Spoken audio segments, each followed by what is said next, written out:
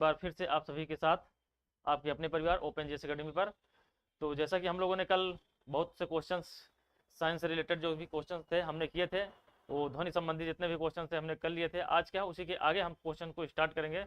तो पहले आप सभी लोग एक बार जल्दी से जल्दी लाइव आ जाइए और कमेंट करके बताइए कि हाँ वॉइस क्लियर है और वीडियो विजुअल हो, तो हम लोग क्या अपनी क्लास को सुचारू रूप से स्टार्ट करते हैं। ठीक है, तो रजन श्रीवास्तव जी गुड आफ्टरनून, आरचू जी आ गए हैं भैया गुड आफ्टरनून, वो जीए वाले गुड आफ्टरनून। सभी लोग आ जाइए जल्दी से और कमेंट करके बताइए कि हाँ आवाज़ क्लियर है, तो हम लोग अपनी क्लास को क्या करते हैं स्टार्ट करते हैं। ठीक है, चलिए जल्दी से सभी लोग आ जाइए और कमेंट करके बताइए और हम अपना क्वेश्चंस को जो सिलसिला है उसको आगे बढ़ाते हैं। ठीक है, चलिए भैया ओनली सक्सेस जी भी बोल रहे हैं जी क्लियर है, गुड आफ्टरनून ओनली सक्सेस जी। तो चलिए ठीक है, ज़्यादा टाइम ना वेस्ट करते हुए अपने क्लास को स्टार्ट करते हैं। चलिए अपना जो पहला क्वेश्चन है, अभी देखिए आपके सामने पहला क्वेश्चन हमारा आ गया है। तो बोला क्या गया है, तरंग चाल, तरंग चाल। देखिए पहला क्वेश्चन क्या है, देखिए तरंग चाल, आयाम, तरंग दैर्ध्य और आवृत्ति सभी को कहा जाता है, क्या कहा जाता है, वो सब क्या है, तरंग के रासायनिक गुण, तरंग की विशेषताएं। ठीक है, विनय पटेल जी क्लियर है सर, बहुत शानदार विनय पटेल जी। चलिए अब इसका आप आंसर करिए कि देखिए तरंग और चाल, आयाम, तरंग दैर्ध्य और आवृत्ति सभी को क्या कहा जाता है। बताइए तरंग के रासायनिक गुण, तरंग की विशेषताएं, तरंग के घटक या तरंग के कार्य। तो आप लोग को कमेंट करके बताना है कि इसको क्या बोला जाता है। कमेंट करके बताइए कि इसका राइट आंसर क्या होगा जल्दी से भैया। ठीक है, ठीक है, तो कमेंट करके बताइए कि इसका राइट आंसर क्या होगा। तरंग, चाल, आयाम, तरंग दैर्ध्य और आवृत्ति सभी को क्या कहा जाता है। तो ओनली सक्सेस जी का आ गया बी, ओजी वाले का बी आ गया भैया। ठीक है, बी आया है, बहुत बढ़िया। विनय पटेल जी का बी आ गया। देखिए ये देखिए जैसे तरंग चाल हो गया अपना, ये तरंग चाल, आयाम, तरंग दैर्ध्य, ये आवृत्ति है, फ्रीक्वेंसी, इन सभी को क्या बोला जाता है, ये क्या है, ये तरंग की विशेषताएं हैं। ठीक है, ये क्या है, तरंग की विशेषताएं हैं। ठीक है, तो इसका राइट आंसर हमारा क्या हो जाएगा, बी हो जाएगा। ये सब क्या है, तरंग हो गया, चाल हो गया, आयाम, तरंग दैर्ध्य और आवृत्ति फ्रीक्वेंसी जो हो गई, ये सब क्या है, ये तरंग की क्या है, विशेषताएं हैं। ठीक है, तो इसका राइट आंसर क्या हो जाएगा, बी हो जाएगा राइट आंसर। अब चलिए क्वेश्चन नंबर 2 पे चलते हैं। आवृत्ति 10 हर्ट्ज की एक कंपन वस्तु की समय अवधि क्या होगा, कमेंट करके बताइए। इसको आप लोग कमेंट करके बताइए कि क्या होगा, 10 सेकंड होगा कि 1 सेकंड होगा कि 0.01 सेकंड होगा कि 1 सेकंड होगा। तो कमेंट करके बताइए कि आवृत्ति 10 हर्ट्ज, यहाँ पे एन बराबर दिया गया है 10 हर्ट्ज, और हमें टी का मान ज्ञात करना है भैया। टी का मान ज्ञात करना है तो 1/n होता है ना, तो 1/n तो 1/10 हो जाएगा, अर्थात कितना हो जाएगा, 0.1 सेकेंड, 0.1 सेकेंड।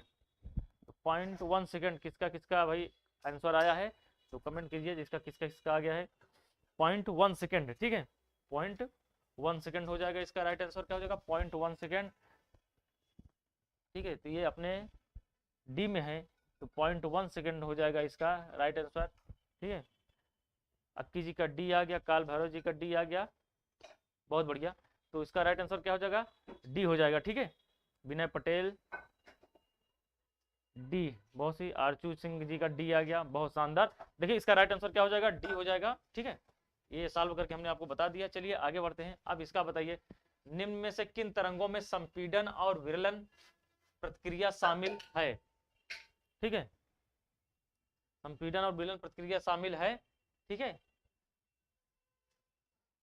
ठीक है भैया, जल्दी से कमेंट करके बताइए कि संपीड़न और विरलन प्रक्रिया किसमें शामिल है। आरचू सिंह जी का डी आया, विनय पटेल जी का डी आया था। चलिए अब 3 नंबर का आप लोग कमेंट करके बताइए। देखिए तरंगे हमारी क्या होती हैं, 2 प्रकार की होती हैं तरंगे। ठीक है, एक मैकेनिकल वेव्स होती हैं और एक अर्थात एक यांत्रिक तरंगे, और एक होती है चुंबकीय तरंगे। काल भैरव जी का ए आ गया, बहुत शानदार जी। तो जो यांत्रिक तरंगे होती हैं वो 2 प्रकार की होती हैं, अनुप्रस्थ तरंगे और तथा अनुदैर्ध्य तरंगे। ठीक है, और अनुदैर्ध्य तरंगे क्या होती हैं, अनुदैर्ध्य तरंगे ऐसी तरंगे जिनमें माध्यम के कण का कंपन तरंगों के गति की दिशा के समांतर होता है। ठीक है, ऐसी तरंगे जिनमें माध्यम के कण का जो कंपन होता है वो क्या होता है, तरंग की गति के दिशा के समांतर होता है। तरंग की गति की दिशा के समांतर होता है, उनको क्या बोला जाता है, अनुदैर्ध्य तरंग बोला जाता है। और अनुदैर्ध्य तरंग में क्या होता है हमारा संपीड़न और विरलन की प्रक्रिया क्या होती है, ये हमारी अनुदैर्ध्य तरंग में होती है। अर्थात यदि कोई ध्वनि स्रोत से, मान लीजिए यहाँ पे कोई ध्वनि स्रोत है, ध्वनि स्रोत मान लीजिए, जैसे ये क्या हो गया, एक ध्वनि स्रोत है, ठीक है, ये क्या होगा, एक ध्वनि स्रोत है। अगर ध्वनि स्रोत से अगर ध्वनि निकल रही है तो इसके मार्ग में, ठीक है, इसके मार्ग में अगर यहाँ पे देखिए ऐसे वैसे बना देता हूँ, ये पास पास है ना, ये पास पास, और यहाँ पे मान लीजिए दूर दूर है, इसे दूर दूर, ठीक है, फिर पास पास अगर हो जाता है तो इस एरिया को हम क्या बोलेंगे, इस एरिया को बोलेंगे संपीड़न, ठीक है, संपीड़न, और इस एरिया को बोलेंगे विरलन। तो इसका राइट आंसर क्या हो जाएगा, आरचू सिंह जी का ए आ गया, विनय पटेल जी का, ओजीए वाले का, अक्की जी का, बहुत शानदार, सभी का राइट आंसर है। तो इसका क्या हो जाएगा, अनुदैर्ध्य तरंग हो जाएगा भैया, ठीक है, अनुदैर्ध्य तरंग, ठीक है, इसका राइट आंसर क्या हो जाएगा, ए हो जाएगा। अर्थात संपीड़न और विरलन प्रक्रिया जो होती है वो अनुदैर्ध्य तरंग में होती है, ठीक है, ठीक है भैया, क्लियर है ना। सूरज साहू जी गुड आफ्टरनून, ठीक है, चलिए आगे बढ़ते हैं। अब यहाँ पे आ जाइए, देखते हैं एक तरल के गर्त की गहराई को इसका क्या कहा जाता है, क्या बताइए, आवृत्ति कहा जाता है कि विस्थापन कहा जाता है कि परिणाम कहा जाता है कि आयाम कहा जाता है, ठीक है। प्रणाम सर जी, प्रणाम अवनीश जी, तो आप कमेंट करके बताइए। देखिए एक तरंग के गर्त की गहराई को इसका क्या बोला जाता है, जब जैसा कि हम जानते हैं, जैसे हमारी जो तरंगे होती हैं, ठीक है, ये क्या है, विस्थापन है, मान लीजिए विस्थापन, हमारी जो तरंगे होती हैं ये जब मूव करती हैं, देखिए, ठीक है, ऐसे ऐसे, ठीक है, ठीक है भैया, तो काल भैरव जी का 4 का डी आ गया, ठीक है। ये तरंग संचरण की दिशा है, तरंग संचरण की दिशा, तो तरंग संचरण की दिशा बोल देते हैं, दिशा है इस डायरेक्शन में। देखिए मान लीजिए ये पॉइंट हमारा का है, ए है, ये बी है, ये हमारा सी है, ये डी या ई है, ये क्या है, एफ जी एच, ठीक है, ठीक है। इसमें क्या बोला गया है कि एक तरंग के गर्त की गहराई को क्या बोलते, देखिए जब हमारी तरंगे ऊपर, इसको क्या बोलते हैं, स्ट्रिंग बोलते हैं, ठीक है, स्ट्रिंग, और नीचे जब आया इसको क्या बोलते हैं, गर्त बोलते हैं। तो यह बोला क्या गया है कि गर्त की गहराई को हम क्या बोला जाता है, ये जो गहराई है इसकी, ठीक है, अब इसकी भी ऊंचाई, इसको क्या बोलते हैं हम, आयाम बोलते हैं, ठीक है, इसको क्या बोला जाता है, आयाम बोला जाता है, ठीक है भैया, इसको क्या बोला जाता है, आयाम बोला जाता है। तो किनका किनका आंसर आया था, आरचू सिंह जी का 4 का डी, अवनीश जी का डी आया था, ओनली सक्सेस जी, देखिए सभी का क्या था, राइट आंसर था। इसको क्या बोलते हैं, आयाम बोलते हैं। अर्थात साम्यावस्था से दोनों ओर कण का अधिकतम जो विस्थापन होता है, साम्यावस्था से दोनों ओर, ये क्या हमारा है, क्या है, ये साम्यावस्था है, साम्यावस्था से कण का दोनों ओर जो अधिकतम विस्थापन होता है उसको क्या बोलते हैं, आयाम बोलते हैं, एम्पलीट्यूड बोलता है, बोला जाता है इसको। तो अधिकतम विस्थापन कहाँ पर है, ये इसका अधिकतम विस्थापन इस पॉइंट पर है, ठीक है, तो यहाँ से यहाँ तक के बीच की जो दूरी होगी उसको क्या बोलेंगे, आयाम बोलते हैं, ठीक है। प्रशांत यादव जी का डी बहुत शानदार। और गर्त जैसे ये श्रृंग में हो गया, ठीक है, ये श्रृंग में है, ठीक है, ये श्रृंग, इसका भी क्या हो जाएगा, आयाम इसको बोलेंगे, एक के द्वारा डिनोट कर देंगे। ये भी क्या हो जाएगा हमारा, जो गर्त में भी है गहराई, इसको भी आयाम बोला जाता है, ठीक है। और दो श्रृंगों के मध्य की जो बीच की दूरी होती है, यहाँ से यहाँ तक के बीच की जो डिस्टेंस होगा उसको क्या बोलते हैं, तरंग दैर्ध्य बोला जाता है, ठीक है, तरंग दैर्ध्य, तरंग दैर्ध्य, ठीक है, अर्थात इसको लिम्डा के द्वारा डिनोट किया जाता है। और दो गर्तों के बीच की जो दूरी होती है उसको भी हम क्या बोलेंगे, तरंग दैर्ध्य, ठीक है, यहाँ तक के बीच की दूरी को क्या बोलेंगे, तरंग दैर्ध्य, ठीक है, क्लियर है ना सभी को। तो चलिए आगे बढ़ते हैं, ठीक है। ये हमारा किस, ये प्रशांत यादव जी, ठीक है, सभी का डी आंसर आया था। तो चलिए आगे बढ़ते हैं अब यहाँ पे आके बताइए, यदि एक श्रृंग और इसके क्रमागत गर्त के मध्य दूरी L है तो तरंग दैर्ध्य होगी। चलिए अभी हमने आपको बता भी दिया था फिगर में, अब इसको आप लोग कमेंट करके बताइए कि यदि एक श्रृंग और उसके क्रमागत गर्त के मध्य की दूरी L है तो तरंग दैर्ध्य क्या होगा। देखिए 3L होगा कि 2L होगा कि L होगा कि L2 होगा। कमेंट करके आप लोग कमेंट कीजिए इसका राइट आंसर क्या होगा। 5 का आप लोग कमेंट करके बताइए कि इसका राइट आंसर क्या होगा।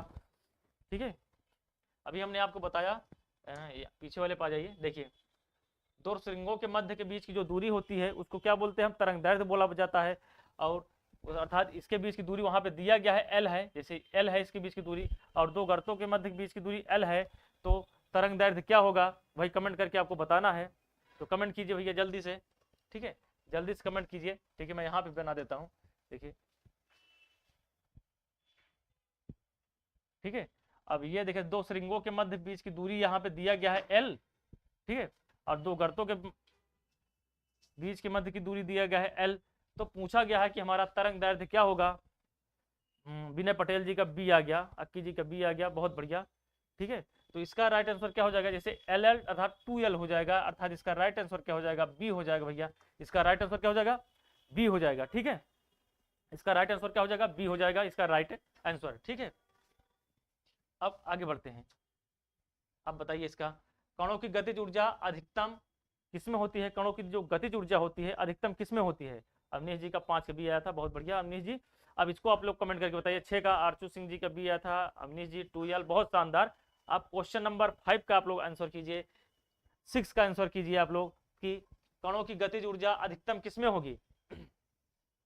कणों की जो गतिज ऊर्जा होगी अधिकतम किसमें होगी, आप लोग कमेंट करके बताइए। जो कणों की गतिज ऊर्जा किसमें होगी, अर्थात गैस में होगी कि मेटलाइड या ठोस या तरल में, आप लोग कमेंट करके बताइए कि किसमें होगा। हाँ, किसका आंसर आया भैया, काल भैरव जी का 6 का ए आ गया। चलिए और लोग कमेंट करके बताइए। ओजीए वाले का ए आ गया भैया। देखिए जो गैस, इसका राइट आंसर हमारा क्या हो जाएगा, ए हो जाएगा। अर्थात जो गैस के जो कण होते हैं वो बहुत दूर दूर होते हैं, अर्थात उनको थोड़ा सा भी अगर गर्म कर दिया जाए तो क्या हो जाएंगे, वो क्या हो जाएंगे, अत्यधिक तेज तीव्र गति से क्या करेंगे, मूव करने लगेंगे। अर्थात इसका क्या हो जाएगा, कणों की गतिज ऊर्जा सबसे अधिकतम किसमें होती है, गैसों में होती है, ठीक है। अवनीश जी की गैस आ गया, आरचू सिंह जी का गैस में, काल भैरव जी गैस, बहुत बढ़िया। तो इसका राइट आंसर क्या हो जाएगा हमारा, ए हो जाएगा इसका राइट आंसर, अर्थात गैस, ठीक है। चलिए अब आगे बढ़ते हैं। अब इसका आप लोग कमेंट करके बताइए कि निम्नलिखित में से कौन सा ध्वनि प्रदूषण का प्रभाव नहीं है। ध्वनि प्रदूषण का प्रभाव कौन नहीं है, अर्थात पशुओं की मौत, चलिए, कर्णनाद, उच्च रक्तचाप, ओजोन क्षय। ध्वनि का प्रदूषण का कौन सा कारण इसमें से नहीं है, वो हमें कमेंट करके बताना है। कमेंट कीजिए भैया जल्दी से, क्या है, निम्नलिखित कौन सा ध्वनि प्रदूषण का प्रभाव नहीं है, ध्वनि प्रदूषण का प्रभाव नहीं है, क्या है, पशुओं की मौत। अर्थात पशुओं की जब मौत होती है तो ध्वनि वो क्या है, सीखते हैं, अर्थात ये तो हो गया, ये तो कारण है। कर्णनाद ये भी है, ये अपना उच्च रक्तचाप, ठीक है, ये भी है। ओजोन क्षय जो है, ओजोन क्षय, वो ओजोन परत का जो क्षय हो रहा है, अर्थात ये हमारा ध्वनि का कारण नहीं है, ठीक है। तो इसका राइट आंसर हमारा क्या हो जाएगा, डी हो जाएगा राइट आंसर, ओजोन क्षय। 7 का किसका किसका भैया आया है, 7 का डी, अक्की जी का डी आ गया, काल भैरव जी का डी, बहुत बढ़िया। तो इसका राइट आंसर क्या हो जाएगा, डी हो जाएगा, ठीक है। अब बताइए इसका, बताइए आप लोग। आरचू सिंह जी का डी, बहुत शानदार आरचू सिंह जी। आप कमेंट कीजिए निम्नलिखित में से कौन सा असत्य है, आपको बताना है कि निम्नलिखित में से कौन सा असत्य है। तो कमेंट करके बताइए कि ध्वनि तरंगे दाब तरंगे हैं कि अनुदैर्ध्य तरंगे हैं कि विद्युत चुंबकीय तरंगे हैं कि यांत्रिक तरंगे हैं। कमेंट करके बताना है कि ध्वनि तरंगे कौन सी हैं। विनय पटेल जी का डी आया था, ठीक है। कमेंट कीजिए आप लोग कि ध्वनि तरंगे हैं, ओजोन, बहुत शानदार। तो बताइए ध्वनि तरंगे क्या हैं।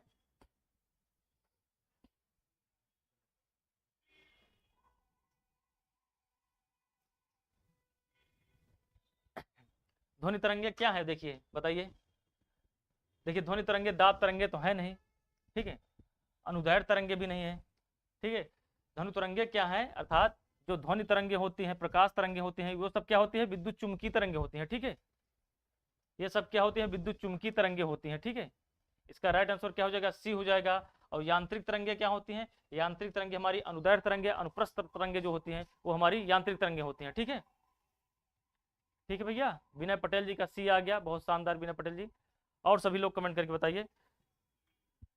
अर्थात विद्युत चुम्बकीय तरंगे ऐसी तरंगे होती हैं जिनके संचरण के लिए माध्यम की आवश्यकता नहीं होती है, ठीक है। इनके संचरण के लिए माध्यम की आवश्यकता नहीं होती है। ऐसी तरंगे क्या होती है, विद्युत चुम्बकीय तरंगे होती हैं, जैसे प्रकाश तरंगे होगी, रेडियो तरंगे हो गई, एक्स किरणें हो गई, ये सब क्या हो गई, काल भैरव जी इलेक्ट्रोमैग्नेटिक, बहुत शानदार। ठीक है, ये है कि यहाँ पे विद्युत चुम्बकीय तरंगें होती हैं। ठीक है, ध्वनि तरंगें क्या होती हैं? विद्युत चुम्बकीय तरंगें होती हैं। ठीक है, इसका राइट आंसर क्या हो जाएगा? सी हो जाएगा इसका राइट आंसर। ठीक है, चलिए आगे बढ़ते हैं। अवनीश जी इलेक्ट्रोमैग्नेटिक, बहुत शानदार जी अवनीश जी। अब कमेंट कीजिए आप लोग 9 का, इसका राइट आंसर क्या होगा कि ध्वनि की गति पर दबाव का क्या प्रभाव पड़ता है।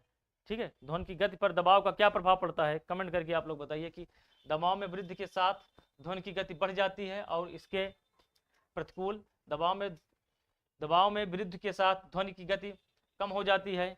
इसके प्रतिकूल ध्वनि की गति दबाव से प्रभावित नहीं होती है। पहले दबाव में वृद्धि के साथ गति में वृद्धि होती है, फिर एक कम होने लगती है, हालांकि दबाव बढ़ता रहता है। तो आप लोग कमेंट करके बताना है कि 9 का राइट आंसर क्या होगा, बताइए।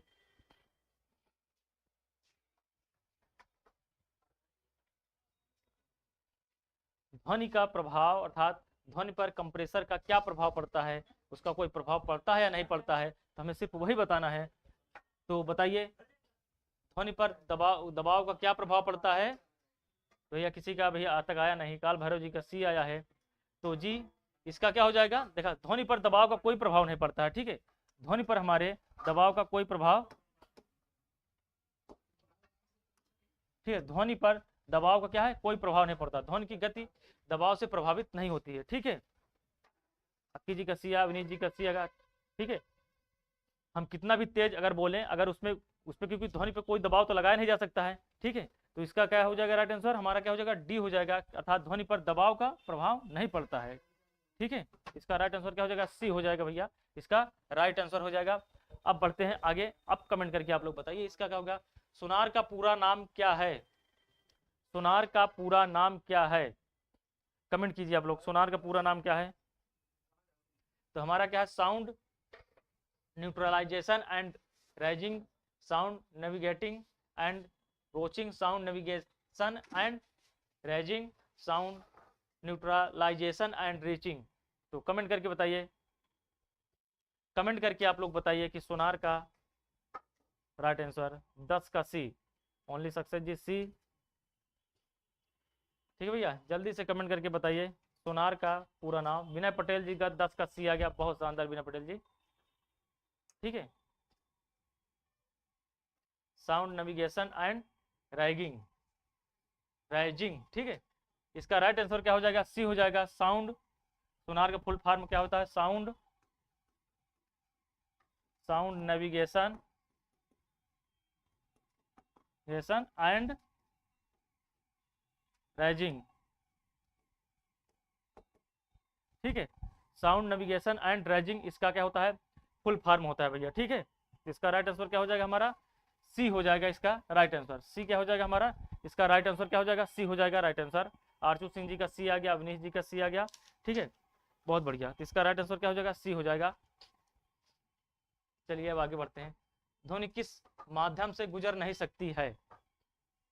चलिए आप लोग बताइए कि ध्वनि किस माध्यम से गुजर नहीं सकती है, कमेंट करके बताइए।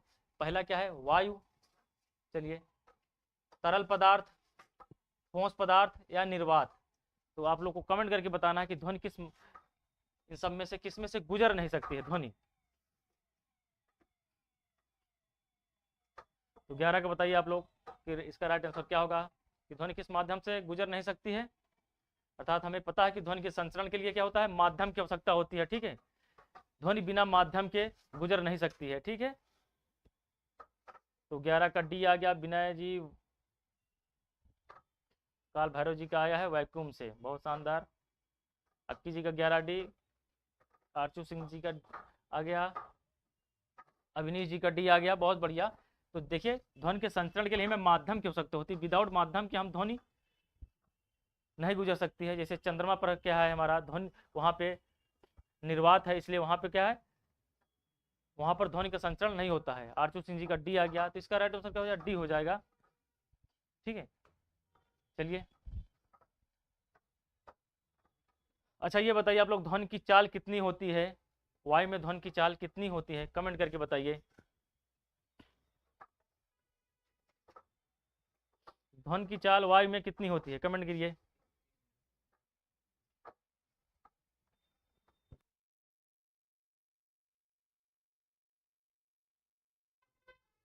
कमेंट कीजिए भैया 320 मीटर प्रति सेकंड। और लोग कमेंट करके बताइए ध्वनि की चाल कितनी होती है निर्वात में। ध्वनि की चाल वायु में पता है, बताइए ध्वनि की चाल जो निर्वात में होती है हमारी शून्य होती है, क्योंकि ध्वनि के संचलन के माध्यम की आवश्यकता होती है। अक्की जी क्या गया 332, अर्थात ध्वनि की जो चाल होती है भैया, ध्वनि की जो चाल होती है 332 मीटर प्रति सेकंड।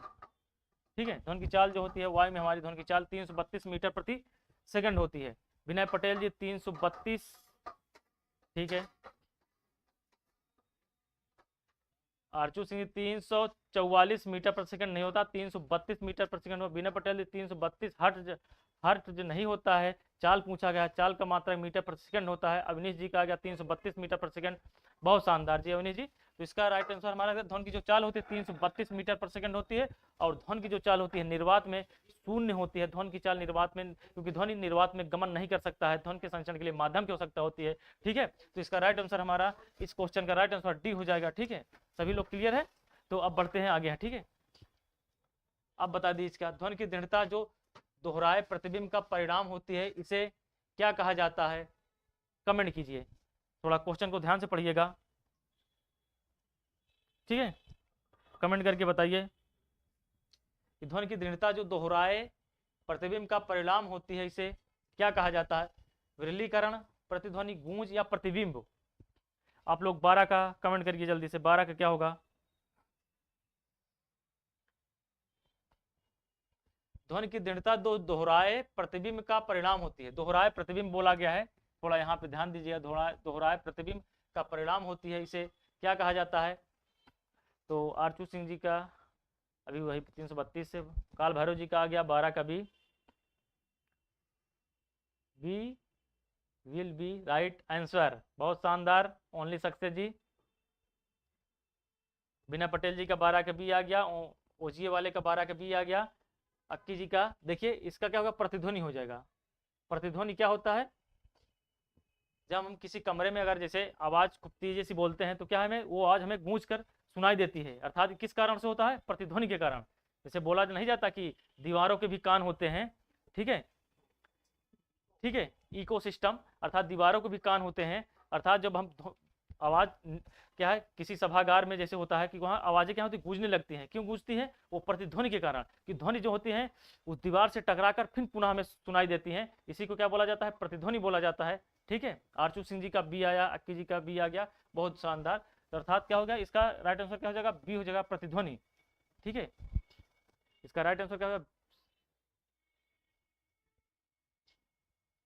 सी होना चाहिए सर, नहीं सी नहीं होगा। गूंज क्या होता है? गूंज क्या है? लगातार वो सुनाई देता रहता है। ठीक है, गूंज क्या हो? अनवरत सुनाई देता रहता है, जिसको उसको गूंज बोला जाता है। जो प्रतिध्वनि ध्वनि क्या होता है?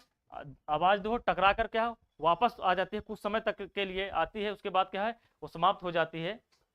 ओके, ठीक है उमेश जी, ठीक है। चलिए आगे बढ़ते हैं। अब बताइए इसका मानव मस्तिष्क में ध्वनि की अनुगूंज कितनी देर तक कायम रहती है? चलिए, कोई बात अगर जैसे कोई आवाज है जो हमारे मस्तिष्क में कितने समय तक रहती है, वही पूछा गया, कितनी देर तक कायम रहती है? बताइए, 1 सेकेंड, 0.2 सेकेंड, 0.1 सेकेंड या 0.5 सेकेंड? ठीक है,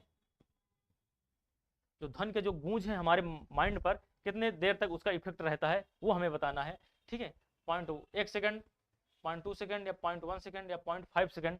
तो आप लोग कमेंट करके बताइए कि इसका राइट आंसर क्या होगा। काल भैरव जी का आ गया 13 का सी, बहुत शानदार काल भैरव जी, 13 का सी आ गया है काल भैरव जी का। और लोग कमेंट करके बताइए कि क्या होगा इसका। अक्की जी का सी आ गया। ठीक है, तो इसका राइट आंसर हमारा क्या हो जाएगा? 0.1 सेकेंड। ठीक है, जो स्वस्थ मनुष्य के जो मस्तिष्क होता है उसमें गूंज जो हमारी होती है 0.1 सेकंड तक विद्यमान रहती है। ठीक है, विनय पटेल जैसी, बहुत शानदार जी। तो इसका राइट आंसर क्या हो जाएगा? सी हो जाएगा। ठीक है, इसका राइट आंसर क्या हो जाएगा? सी हो जाएगा। अब आगे बढ़ते हैं। चलिए, लगातार या एकाधिक के कारण प्रतिध्वनियों को एक से अधिक बार सुना जा सकता है। विरलन के कारण, परावर्तन के कारण, की विवर्तन के कारण, की अपवर्तन के कारण? चलिए अब बताइए, आरचू सिंह 0.1 1 सेकंड, 0.1 सेकंड, बहुत शानदार। अब बताइए 14 का, आप लोग कमेंट करिए 14 क्या होगा। कि देखिए लगातार या एकाधिक, अर्थात ध्वनि को लगातार या एकाधिक, एक से अधिक बार किसके कारण प्रतिध्वनियों को एक से अधिक बार सुना जा सकता है? विरलन के कारण। अब बताइए कि परावर्तन के कारण, कि विवर्तन के कारण, कि अपवर्तन के कारण। तो कमेंट कीजिए आप लोग 14 का क्या होगा इसका राइट आंसर।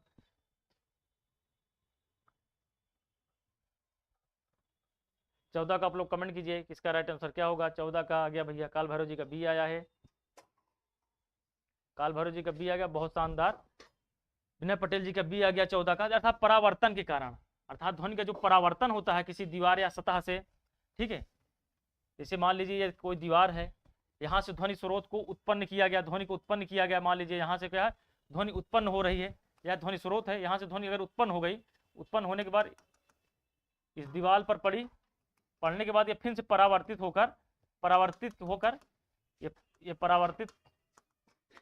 परावर्तित, ठीक है, परावर्तित होकर ध्वनि हमें क्या पुनः सुनाई देती है। ये किस कारण से होता है? ये परावर्तन के कारण होता है, ठीक है। ये क्या होता है? परावर्तन के कारण होता है। ध्वनि जो हमें, अर्थात उसको प्रतिध्वनि बोला जाता है, ठीक है, उसको क्या बोला जाता है? प्रतिध्वनि बोला जाता है। वो हमारा परावर्तन के कारण ऐसा होता है। तो इसका राइट आंसर क्या हो जाएगा? लगातार एकाधिक परावर्तन के कारण प्रतिध्वनियों को एक से अधिक बार सुना जा सकता है, ठीक है। क्या होगा? प्रतिध्वनि के कारण, ठीक है। इसका राइट आंसर क्या हो जाएगा? बी हमारा क्या हो जाएगा? राइट आंसर हो जाएगा। चलिए आगे बढ़ते हैं। अब इसको बताइए, पिच इसको किस चीज पर निर्भर करता है? पिच किस पर निर्भर करता है? कमेंट करके अब बताइए कि पिच किस पर निर्भर करता है। पिच अर्थात जो ध्वनि की पिच होती है, अर्थात ध्वनि की जो पिच होती है, ध्वनि की पिच, ठीक है, ध्वनि की पिच, ध्वनि की पिच, ठीक है, यहाँ पे थोड़ा जोड़ देते हैं। ध्वनि की पिच इसको किस चीज पर निर्भर करती है? ध्वनि की पिच लय पर निर्भर करती है, कि आयाम पर निर्भर करती है, कि तीव्रता पर, कि आवृत्ति पर? ध्वनि की जो पिच होती है वो किस पर डिपेंड करता है, ठीक है, बताइए। ध्वनि की जो पिच होती है किस पर डिपेंड करता है?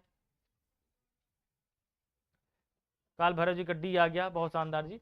देखिए ध्वनि की जो पिच होती है वो फ्रिक्वेंसी पर डिपेंड करती है, आवृत्ति पर, ठीक है, आवृत्ति पर डिपेंड करती है। ध्वनि की जो पिच होती है वो आवृत्ति पर डिपेंड करती है, ठीक है, आयाम पर डिपेंड नहीं करेगा, लय पर डिपेंड नहीं करेगा, तीव्रता पर डिपेंड नहीं करता, कि वो केवल आवृत्ति फ्रिक्वेंसी पर डिपेंड करता है, ठीक है। इसका राइट आंसर हमारा क्या हो जाएगा? डी हो जाएगा 15 का, कि ध्वनि की जो पिच होती है वो आवृत्ति पर डिपेंड करती है, ठीक है, आवृत्ति पर।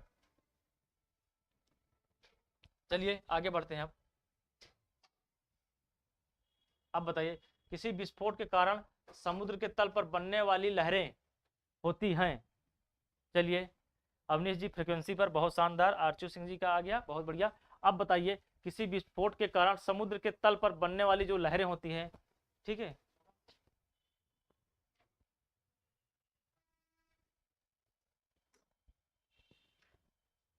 चलिए पहले ये आंसर बता दीजिए आप लोग, ये छूट गया था। किस माध्यम में ध्वनि सबसे तेज चलती है? चलिए किस माध्यम में ध्वनि जो है 16 का, ठीक है। अब बताइए किस माध्यम में ध्वनि सबसे तेज, ध्वनि का जो वेग है सबसे तेज किसमें होता है वो हमें बताना है, ठीक है। निर्वात में, कि गैस में होता है, कि ठोस में होता है, कि तरल में होता है, ठीक है। ध्वनि का वेग सबसे अधिक किसमें होता है वो हमें बताना है। निर्वात में भैया हमारा शून्य होता है, हमें मालूम है, ठीक है। आप लोग बताइए कि ध्वनि का वेग सबसे तीव्र किसमें होता है? 16 का सी आ गया, बहुत शानदार। 16 अर्थात ठोस में क्या होता है? ध्वनि का वेग क्या होता है? सबसे तेज होता है, और ठोस में, स्टील में सबसे तेज होता है, ठीक है। विनय पटेल जी का सी आ गया, बहुत शानदार। सॉलिड में, बहुत बढ़िया। चलिए ओनली सक्सेस जी, अवनीश जी,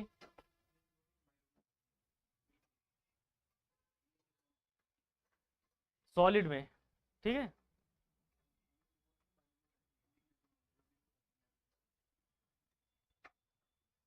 इसका राइट आंसर क्या हो जाएगा? सी हो जाएगा। सी इसका क्या हो जाएगा राइट आंसर? अवनीश जी क्या बोल रहे हैं? सर क्वेश्चन बायो लैंग्वेज में रखिए। जी बिल्कुल। चलिए इसके बाद से क्या होगा? दोनों लैंग्वेज में रहेगी क्वेश्चन हमारी, ठीक है। आरजू सिंह जी का आ गया सॉलिड, बहुत बढ़िया।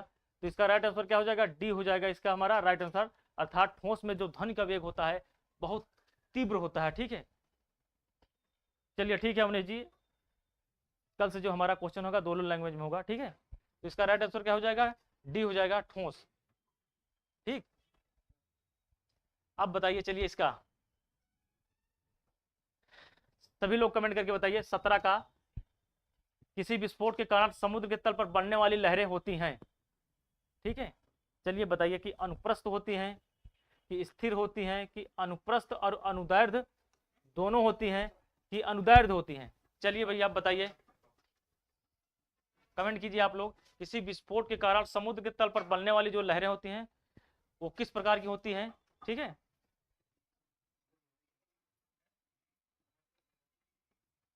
भैया काल भैरव जी की 17 का ए आ गया, बहुत शानदार। आरचू सिंह जी 17 का डी, अनुदैर्ध्य। चलिए 17 का डी नहीं होगा, ओजी वाले ए होगा। देखिए अनुप्रस्थ तरंगे क्या होती हैं? अनुप्रस्थ तरंगे ऐसी तरंगे होती हैं जिनमें माध्यम के जो कण होते हैं वो तरंग की गति के दिशा के लंबवत कार्य करते हैं। ठीक है, जैसे समुद्र, अगर किसी जल में अगर हम पानी कोई अगर कंकड़ फेंकते हैं तो उसमें जो लहरें उत्पन्न होती हैं वो श्रृंग और गर्त के रूप में उत्पन्न होती हैं। ठीक है, श्रृंग और गर्त के रूप में ऐसे लहरें उत्पन्न नहीं होती भैया। ठीक है, ऐसे लहरें उत्पन्न होती हैं। देखिए अगर ऐसे ऐसे लहरें उत्पन्न नहीं होती हैं तो देखिए ऐसे ऐसे लहरें उत्पन्न होगी, आपने देखा होगा। ठीक है, समुद्र में या किसी तालाब में आप पत्थर को फेंक कर देखिए तो आपको पता चलेगा। वही पूछा गया है कि किसी विस्फोट के कारण समुद्र तल पर बनने वाली लहरें, ठीक है, तो क्या होगा, ये श्रृंग और गर्त के रूप में ये गमन करती हैं। तो ये हमारा किसके अंतर्गत आता है? ये अनुप्रस्थ तरंग के अंतर्गत आता है। ठीक है, ये अनुप्रस्थ तरंग के अंतर्गत आता है। ठीक है, इसका राइट आंसर क्या हो जाएगा हमारा? इसका राइट आंसर हमारा ए हो जाएगा। ठीक है, इसका राइट आंसर क्या हो जाएगा? ए हो जाएगा। इसका राइट आंसर भैया क्या हो जाएगा? ए हो जाएगा। अवनीश जी इसका राइट आंसर ए होगा। अनुप्रस्थ और अनुदैर्ध्य नहीं होगा, क्योंकि अनुदैर्ध्य क्या होता है, उसकी संचरण की जो तरंग संचरण की जो दिशा होती है उसके क्या होती है, समांतर होती है, दिशा के समांतर होती है। ठीक है, इसका राइट आंसर हमारा क्या हो जाएगा? सी, ए हो जाएगा। ए हो जाएगा हमारा राइट आंसर, इसका राइट आंसर ए हो जाएगा। ठीक है, क्लियर है?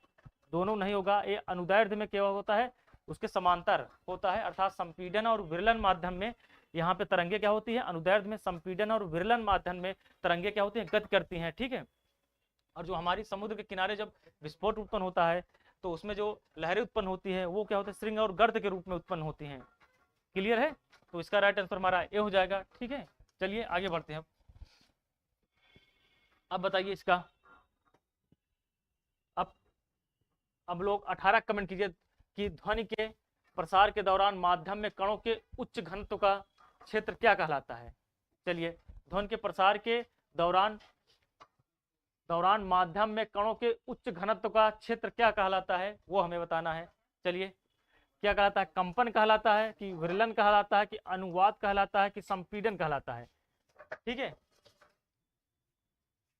पहली बात तो आप क्लियर हो जाइए कि ध्वनि के प्रसार के दौरान माध्यम में कणों के उच्च घनत्व का क्षेत्र क्या कहलाता है? उच्च घनत्व, जहाँ पे सघनता अधिक हो वहाँ पे क्या कहलाएगा, अर्थात जो हमारी अनुदैर्ध्य तरंग होती है उसी में यह क्वालिटी होती है। तो आप लोग कमेंट कीजिए, आप लोग 18 का जल्दी से कमेंट करके बताइए कि क्या होगा। काल भैरव जी का आ गया डी, बहुत बढ़िया काल भैरव जी, आप तो आप ही छाए हुए हैं। ओजीए वाले का डी, आरचू सिंह जी का डी आ गया, बहुत बढ़िया। तो ये क्या होगा? संपीडन। ठीक है, जहाँ पे सघन माध्यम होगा, सघन माध्यम होगा उसको क्या बोलेंगे? संपीडन बोलेंगे। और जहाँ पे विरल माध्यम होगा उसको विरलन बोला जाता है। ठीक है, ठीक है, ध्वनि की तरंगे जहाँ पे सघन मात्रा में होगी उसको क्या बोलेंगे? संपीडन बोला जाता है, संपीडन। ठीक है, और जहाँ पे विरल माध्यम होगा उसको क्या विरलन बोला जाता है। तो इसका राइट आंसर क्या हो जाएगा हमारा? डी हो जाएगा। अर्थात ऐसा गुण जो होता है अनुदैर्ध्य तरंगों में पाया जाता है। ठीक है, अनुदैर्ध्य जो तरंगे होती है उनमें संपीडन और विलन माध्यम का गुण होता है। विनय पटेल जी 11 का डी, अवनीश जी का डी, बहुत बढ़िया, सभी का राइट आंसर है 11 मतलब 18 का डी। चलिए आगे बढ़ते हैं। अब इसको बता दीजिए आप लोग, प्रतिध्वनि के कारण सुनाई देती है। चलिए बताइए, प्रतिध्वनि के कारण सुनाई देती है, किसके कारण सुनाई? अनुनाद के कारण प्रतिध्वनि, कि ध्वनि तरंगों के अपवर्तन के कारण, कि ध्वनि तरंगों के परावर्तन के कारण, या ध्वनि तरंगों के हस्तक्षेप के कारण। जो प्रतिध्वनि होती है किसके कारण से सुनाई देती है, सिर्फ हमें वही कमेंट करके बताना कि जो प्रतिध्वनि होती है किस कारण से सुनाई देती है, वो बताइए आप लोग। की अनुनाद के कारण, ध्वनि तरंगों के अपवर्तन के कारण, या ध्वनि तरंगों के परावर्तन के कारण? तो कमेंट कीजिए, कमेंट कीजिए भैया 19 का आप लोग।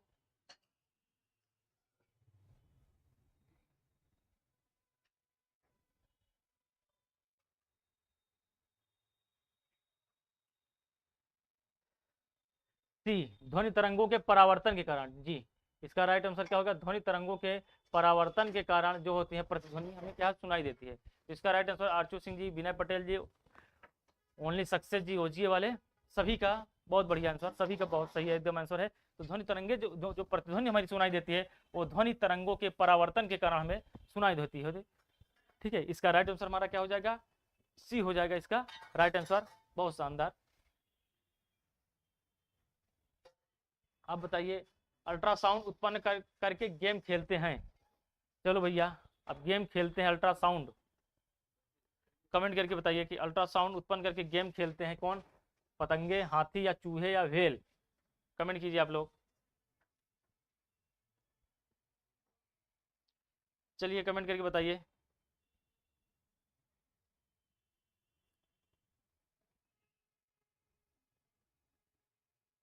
अल्ट्रासाउंड उत्पन्न करके गेम खेलते हैं, बताइए। अर्थात पराश्रव्य तरंगे जो होती हैं वो कौन उत्पन्न कर सकता है, वही हमें बताना है। चलिए, पराश्रव्य तरंगे अर्थात ऐसी तरंगे जिनकी जो आवृत्ति होती है वो 20,000 हर्ट्ज से अधिक होती है, उसको क्या बोला जाता है? पराश्रव्य तरंगे बोला जाता है। ठीक है, उसको क्या बोला जाता है? पराश्रव्य तरंगे बोला जाता है। अर्थात वो क्या, इसका राइट आंसर क्या हो जाएगा? किसका भाई? अवनीश जी का डी आ गया, व्हेल।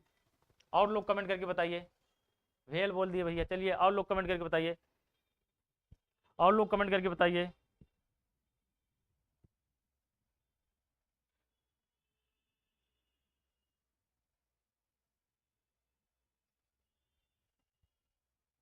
कमेंट कीजिए, बताइए।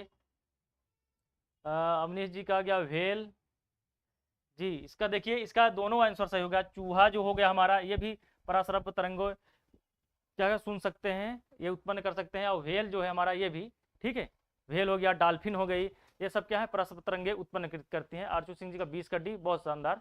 ठीक है, सी डी दोनों, बहुत बढ़िया। तो इसका राइट आंसर क्या होगा? सी डी दोनों हो जाएगा। ठीक है, चलिए आगे बढ़ते हैं हम।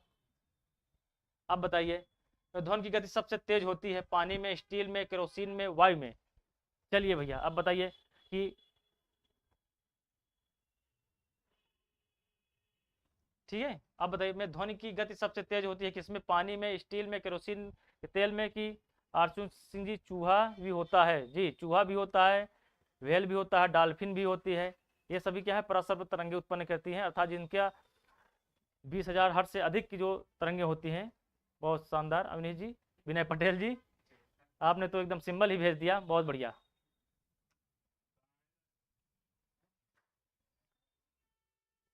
अक्की जी का 21 का भी आ गया, बहुत शानदार। स्टील, मूसक राज। ठीक है, मूसक राज किसकी सवारी थी भैया, बताइए आप लोग। अच्छा, इस पे भी कमेंट कर दीजिए आप। हिंदी क्वेश्चन कर दे रहे हैं, मूसक राज बोला गया ना?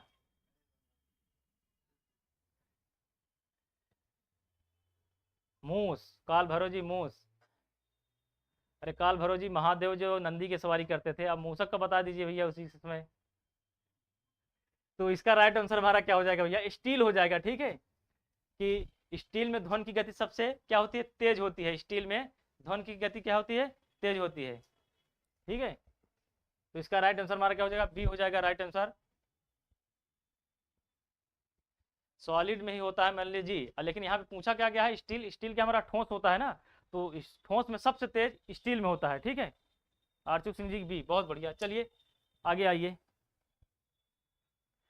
काल भैरव जी बोल रहे हैं गणेश जी की, बहुत शानदार काल भैरव जी। अब बताइए, दिए गए एक तापमान पर ध्वनि की गति अधिकतम होती है, बताइए। निकिल में, आयरन में, कि एल्युमिनियम में, कि स्टील में? कमेंट करके बताइए जल्दी से आप लोग, जल्दी जल्दी बताइए, थोड़ा तेज में क्वेश्चन कराते हैं आप लोग। ठीक है,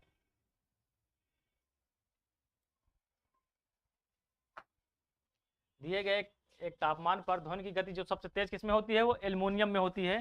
ठीक है, ध्वनि की तेज क्या गति किसमें होती है? एल्युमिनियम में होती है। काल भैरव जी का सी आ गया, तो क्या होगा? एल्युमिनियम हो जाएगा। अक्की जी का सी, बहुत बढ़िया।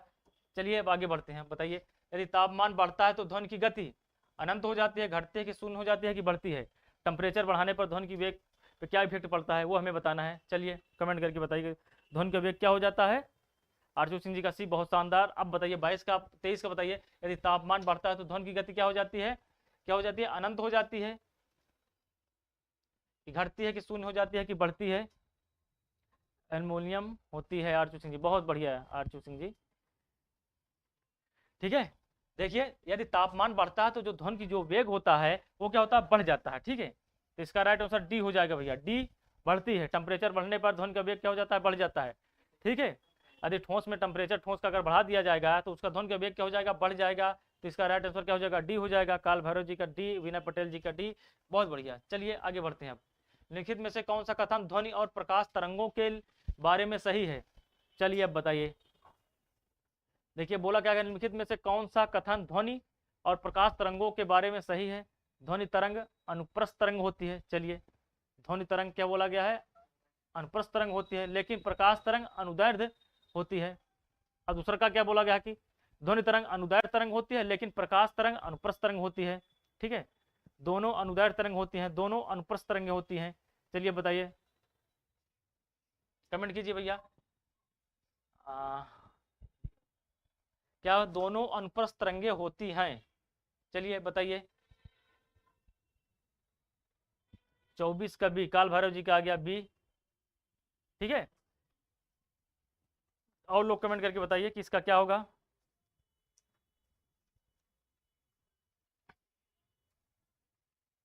विनय पटेल जी का बी। देखिए बोला क्या गया, ध्वनि और प्रकाश के विषय में बताया गया कि ध्वनि और प्रकाश तरंगे के बारे में क्या सही है। तो इसका राइट आंसर हमारा बी हो जाएगा। ध्वनि तरंगे क्या होती है? अनुदैर्ध्य तरंग होती है। ठीक है, ध्वनि तरंगे क्या होती है? अनुदैर्ध्य तरंग होती है, लेकिन प्रकाश तरंग क्या होती है? अनुप्रस्थ तरंग होती है। अर्थात प्रकाश जो तरंगे होती है वो क्या होती है? चुंबकीय तरंगे होती है ना। प्रकाश तरंगे क्या होती है? चुंबकीय तरंगे होती है, और जो चुंबकीय तरंगे होती है वो अनुप्रस्थ तरंगों के अकॉर्डिंग क्या है? वो मूव करती है। ठीक है, जो प्रकाश तरंगे होती हैं वो क्या होती है? चुंबकीय तरंगे होती है, और चुंबकीय तरंगे जो होती है वो अनुप्रस्थ तरंगों के माध्यम से ही गमन करती हैं। तो इसका राइट आंसर क्या हो जाएगा? हमारा राइट आंसर क्या हो जाएगा? बी हो जाएगा। इसका राइट आंसर क्या हो जाएगा? बी हो जाएगा। ठीक है, ठीक है, आरचू सिंह जी का बी, अक्की जी का बी।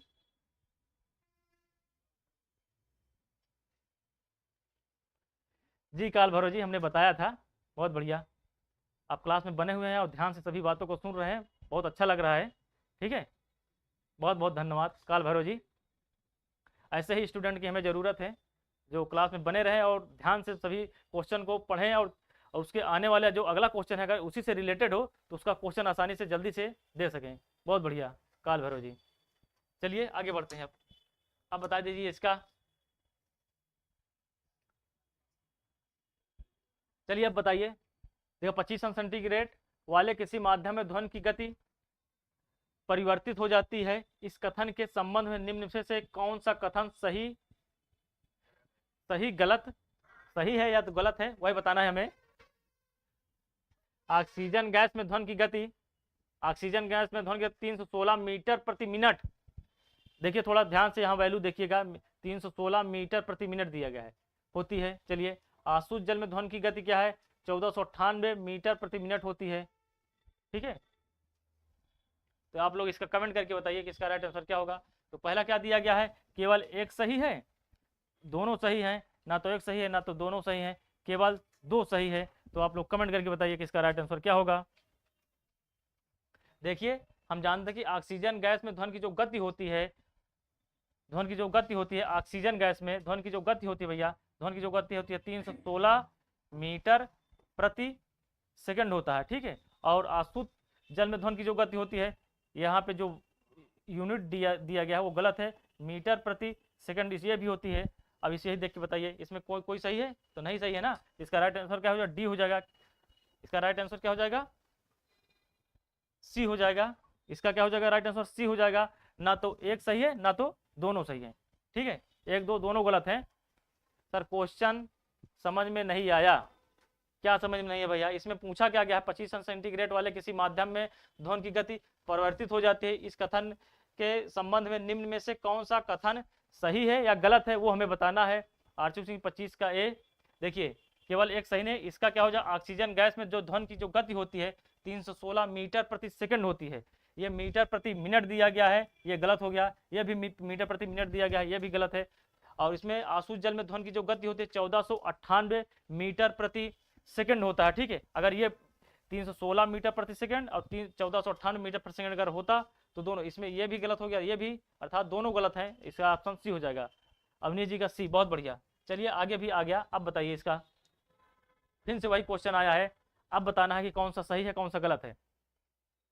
चलिए अब बताइए क्या बोला, ऑक्सीजन गैस में ध्वनि की चाल 316 किलोमीटर प्रति सेकंड होती है। चलिए इसमें 1498 किलोमीटर प्रति सेकंड होती है, यहाँ पे थोड़ा गलत था, यहाँ किलोमीटर होगा। ठीक है, अब आगे बढ़िए। अब बताइए इसका सी होगा। बहुत शानदार विनय पटेल जी, अब बता दीजिए इसका।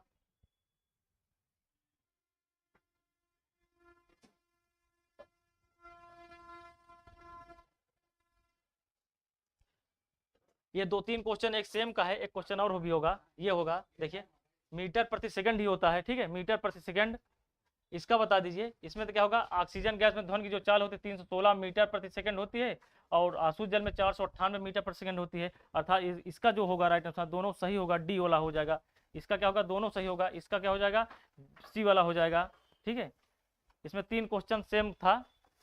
ठीक है, 3 क्वेश्चन क्या सेम ही था, इसलिए बता दे रहे हैं। ऑक्सीजन गैस में जो ध्वनि की चाल होती है 316 मीटर प्रति सेकंड होती है और आसू जल में ध्वनि की चाल 1498 मीटर प्रति सेकंड होती है। तो इसका दोनों ये सही होगा, जिसमें है 1 और 2 दोनों सही है। तो ये टोटल 27 जो है वो दोनों सही होगा, सी हो जाएगा। काल भैरव जी 27 का सी, बहुत बढ़िया। चलिए अब आगे बढ़ते हैं इससे। वायु में ध्वनि के वेग से अधिक की चाल से यात्रा करने वाली एक वस्तु को क्या कहा जाता है, कमेंट करके बताइए आप लोग, क्या कहा जाता है, वही बताना है आपको।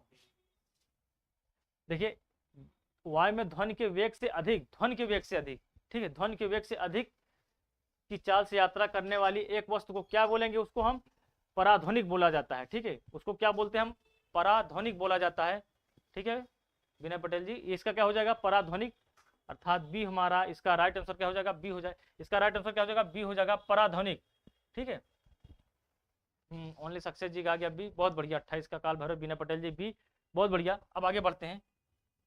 अब बताइए ध्वनि तरंग की गति 700 मीटर प्रति सेकंड है।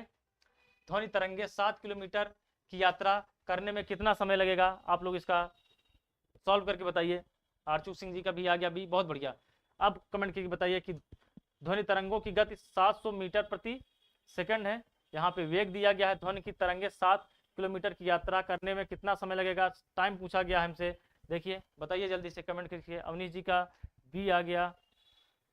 अच्छा पिछले क्वेश्चन का था सुपरसोनिक, बहुत बढ़िया। चलिए अब इसका बताइए। देखिए बोला क्या गया है, यहाँ पे हमें वी का मान दिया गया है 700 मीटर प्रति सेकंड और हमें यहाँ पे क्या गया, डिस्टेंस दिया गया है, डी बराबर दिया गया है 7 किलोमीटर। इसको मीटर बदल लेते हैं, 7000 मीटर हो जाएगा ना। अब हमें चाल बराबर दूरी बटा समय से हम इसको सॉल्व कर लेते हैं। चाल बराबर दूरी बटा समय से, दूरी बटा समय, चाल बराबर दूरी बटा समय से। तो समय हमें पूछा गया है तो कितना हो जाएगा, समय बराबर कितना हो जाएगा, हाँ समय बराबर क्या हो जाएगा, 7000 बटे 700 टाइम, ये दोनों कट गया भैया, अर्थात कितना हो जाएगा 10 सेकंड, 10 सेकंड हो जाएगा। इसका राइट आंसर क्या हो जाएगा, 10 सेकंड। इसका राइट आंसर क्या हो जाएगा, 10 सेकंड इसका राइट आंसर हो जाएगा। अर्थात किसमें है ये, ए में है। ओजीए वाले का ए आ गया 29 का, आरचुक सिंह जी का 10 सेकंड, बहुत शानदार आरचुक सिंह जी। आलोक कुमार जी का ए आया है, बहुत बढ़िया आलोक कुमार जी। अवनीश जी बहुत सही। इसका राइट आंसर क्या हो जाएगा, 10 सेकंड। ठीक है, इसका राइट आंसर क्या हो जाएगा, 10 सेकंड हो जाएगा, बहुत बढ़िया। अब आगे बढ़ते हैं। देखिए अब बताइए इसका राइट आंसर, इसका 30 का क्या बताइए विनय पटेल जी, 10 सेकंड, बहुत शानदार। अब तरंगे चमगादड़ को उनके रास्ते में आने वाली बाधाओं का पता लगाने में मदद करती है। अब श्रव्य तरंगे की अति पराध्वनिक या प्रश्रव्य तरंगे, बताइए आप लोग, कमेंट कीजिए इसका कि राइट आंसर क्या होगा। विनय पटेल जी 10 सेकंड, अवनीश जी 10 सेकंड, बहुत शानदार, सभी का आ गया। अब 30 का आप लोग कमेंट करके बताइए। जो चमगादड़ होते हैं, चमगादड़ जो होते हैं, चमगादड़ को उनके रास्ते में आने वाली बाधाओं का पता लगाने में मदद करती है। हाँ 30 का डी, बहुत शानदार आलोक कुमार जी। 30 का क्या होगा, पराश्रव्य तरंगे। ठीक है, अल्ट्रासोनिक वेव। ठीक है, पराश्रव्य तरंगे। ठीक है, ठीक है, इसका राइट आंसर क्या हो जाएगा, पराश्रव्य तरंगे हो जाएगा इसका राइट आंसर, पराश्रव्य तरंगे। ठीक है,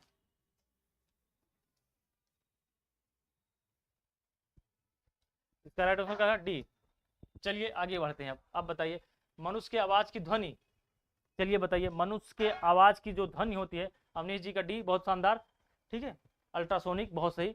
मनुष्य के आवाज की ध्वनि कंपन के द्वारा, कंपन, हलचल या गति या स्थानांतरण के द्वारा, वोकल कोड से उत्पादित होती है। कमेंट कीजिए 31 का, आप लोग 31 का कमेंट करके बताइए।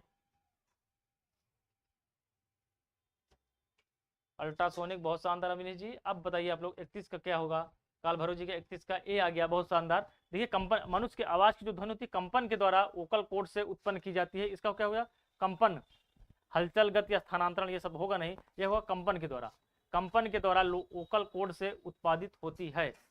बहुत शानदार, आलोक जी का आ गया, अर्चुक सिंह जी का, बहुत बढ़िया, विनय पटेल जी, बहुत शानदार, सभी का एकदम राइट आंसर है।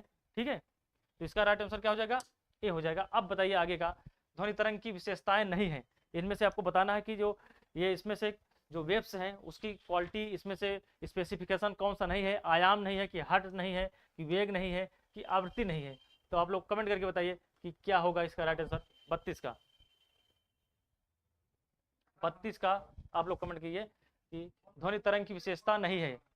इसमें से बताइए कि आयाम जो होता है वो विशेषता नहीं है, कि हर्ट जो है वो विशेषता नहीं है, कि वेग की आवृत्ति। अब आप लोग कमेंट करके बताइए जल्दी से, इसका राइट आंसर क्या होगा, कमेंट कीजिए जल्दी से।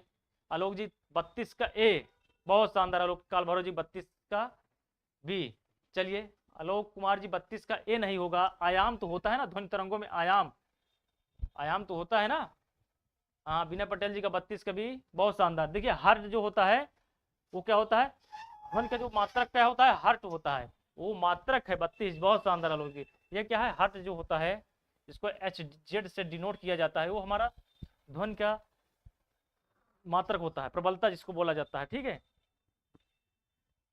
चलिए भैया आगे बढ़ते हैं। अब बताइए जब किसी वस्तु की चाल ध्वनि की चाल से अधिक हो जाती है तो उसे चाल पर यात्रा करना कहा जाता है, अपश्रव्य, प्राश्रव्य, प्राध्वनिक, ध्वनिक। चलिए बताइए आप लोग। आरचू सिंह जी बी, बहुत बढ़िया आरचू सिंह जी। अब कमेंट करके आप लोग बताइए कि इसका राइट आंसर क्या होगा जल्दी से, 33 का। जब किसी वस्तु की चाल ध्वनि की चाल से अधिक हो जाती है तो इसे क्या बोला जाता है, ठीक है, हर्ट्ज, बहुत सही। जब किसी वस्तु की चाल ध्वनि की चाल से अधिक हो जाती है तो इसे क्या बोला जाता है, प्राश्रव्य। इसको क्या बोला जाता है, पराध्वनिक। इसको क्या बोलते हैं, पराध्वनिक। इसका राइट आंसर क्या हो जाएगा, सी हो जाएगा, पराध्वनिक, सी होगा इसका। विनय पटेल जी बहुत बढ़िया, इसका राइट आंसर क्या हो जाएगा, सी हो जाएगा, पराध्वनिक। अब इसका आप लोग बताइए, ध्वनि तरंग के तरंग दैर्घ्य की गणना करें जिसमें जिसमें आवृत्ति 200 हर्ट्ज है और किसी दिए गए माध्यम में इसकी गति जो है 400 मीटर प्रति सेकंड है। तो इसमें क्या है, तरंग आवृत्ति के तरंग दैर्घ्य लेमडा का गणना करना है हमें। बताइए लेमडा, वी बराबर एन इंटू लेमडा से, वी बराबर क्या हो जाता है, एन इंटू लेमडा। ठीक है, वी बराबर क्या हो जाएगा, एन इंटू लेमडा हो जाता है। ठीक है, लेमडा की वैल्यू हमें ज्ञात करना है, तो लेमडा बराबर क्या हो जाएगा, वी का मान दिया कितना गया है, 400 दिया गया है, 400, वी का मान कितना दिया है 400, और क्या बोलते हैं आप, एन का मान कितना दिया गया है, 200 दिया गया है ना। ठीक, 200 दिया गया है, इसको काट दीजिए, बराबर कितना हो जाएगा, 2 मीटर, 2 मीटर। ठीक है, इसका क्या हो जाएगा, 2 मीटर हो जाएगा। ठीक है, राइट आंसर हमारा क्या हो जाएगा, बी हो जाएगा राइट आंसर।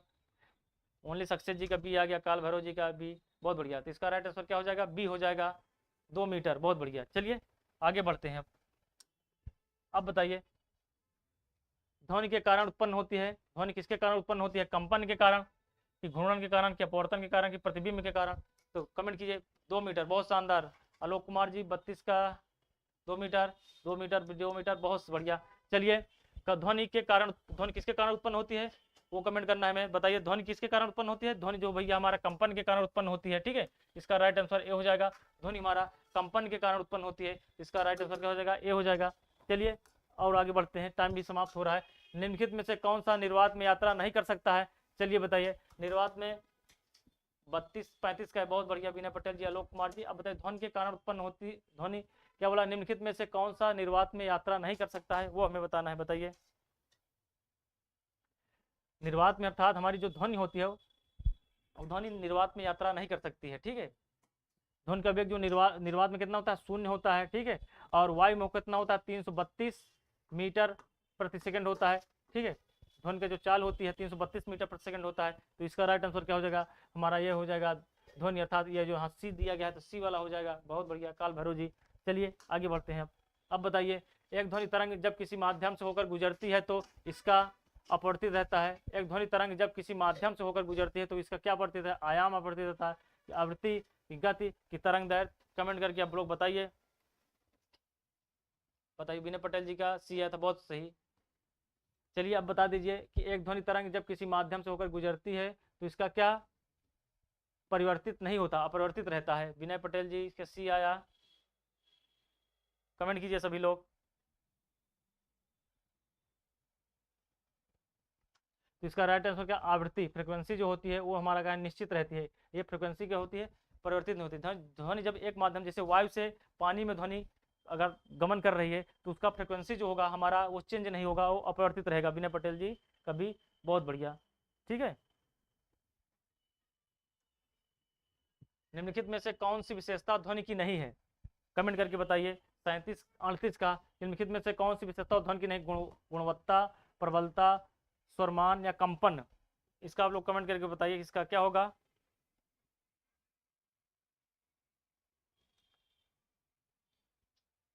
ध्वनि की विशेषता कौन सा नहीं है, ये कंपन जो हो गया हमारा, ये ध्वनि की विशेषता नहीं है। इसका राइट आंसर क्या हो जाएगा, डी हो जाएगा राइट आंसर, ठीक है। इसका राइट आंसर क्या हो जाएगा, डी हो जाएगा। तो एक ध्वनि स्रोत 600 हर्ट्ज की तरंग भेजता है या 3 मीटर की तरंग दैर्घ्य पैदा करता है। इसे इस प्रश्न में ध्वनि की तरंग की गति पूछा गया है। तो ठीक है, तुरंत ध्वनि की तरंग की गति पूछा गया, वी का मान पूछा गया है। सीधा एन इंटू लेमडा छात्रिक 18, सीधा क्या हो जाएगा 1800 मीटर प्रति सेकंड हो जाएगा। इसका सीधा सीधा आंसर वी बराबर एन इंटू लेमडा से 1800 मीटर प्रति सेकंड हो जाएगा, ठीक है। इसका राइट आंसर कितना हो जाएगा, ए हो जाएगा इसका राइट आंसर, मीटर प्रति सेकंड। ध्वनि का प्रसार में अधिकतम किसमें होता है, गैस में होता है, तरल में होता है, ठोस में होता है, निर्वात में होता है। ध्वनि का प्रसार सबसे अधिक किसमें होता है, ध्वनि का जो प्रसार होता है हमने अभी बताया वो सी अर्थात ठोस में ध्वनि का प्रसार क्या होता है, सबसे अधिक होता है, ठीक है। ध्वनि का प्रसार ठोस में सबसे अधिक होता है। चलिए अब लास्ट क्वेश्चन है, ध्वनि में संचरण कर सकती है, ध्वनि किसमें संचरण कर सकती है, अर्थात केवल द्रव पदार्थ में, ध्वनि द्रव पदार्थों में भी संचरण कर सकती है, केवल ठोस में, ठोसों में, केवल गैस में। ध्वनि क्या है, इन तीनों माध्यमों में गति कर सकती है, अर्थात इसका राइट आंसर क्या हो जाएगा, ए हो जाएगा हमारा। इसका राइट आंसर क्या हो जाएगा, ए हो जाएगा, अर्थात ये सभी ध्वनि क्या है, इन सभी माध्यमों में गति कर सकती है। बहुत बढ़िया, ठीक है। अब यहीं से अपना क्या है क्वेश्चन समाप्त होता है, टाइम भी हो गया है, मैथ का टाइम आ गया है। आप सभी लोग मैथ की क्लास में बने रहिए आके, ठीक है। तो आप लोग कल टाइम से क्लास में आ जाइएगा, आप कल आपके लिए बड़े बड़े क्वेश्चन लेकर आएंगे हम, ठीक है। तो एक बार कमेंट करके बताइए कि क्लास आपको कैसा लगा, ठीक है। चलिए, जय हिंद, जय भारत, धन्यवाद।